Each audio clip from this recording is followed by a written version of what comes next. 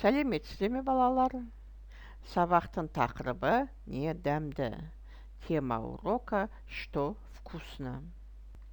Ең дәмді, самое вкусное. Бірінші тапсырма. Суретке қара, тыңда, қайтала. Ең дәмді не? Что самое вкусное? Қыт-қыт-қыт. Ең дәмді дән. Самое вкусное зерно. Ең дәмді сүйек. Самая вкусная кость.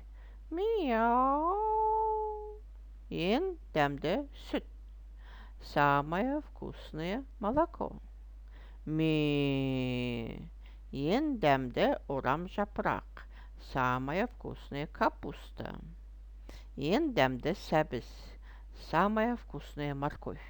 Не дәмді ертегісі бойынша. По страницам сказки «Что вкусное?» Екінші тапсырма. Суретке қара, толықтырып айт. Второе задание. Посмотри на картинку. Дополни. Үшінші тапсырма. Тыңда, қайтала, үлгі бойынша сөйлес. Третье задание. Послушай, повтори, поговори по образцу. Сен ертегі білесің бе? Ты знаешь сказку? Я білемін. Да, знаю. Жоқ, білмеймін. Нет, не знаю. Төртінші тапсырма. Сұраққа жауап бер. Четвертое задание. Ответь на вопрос. Балалар, ең дәмді не?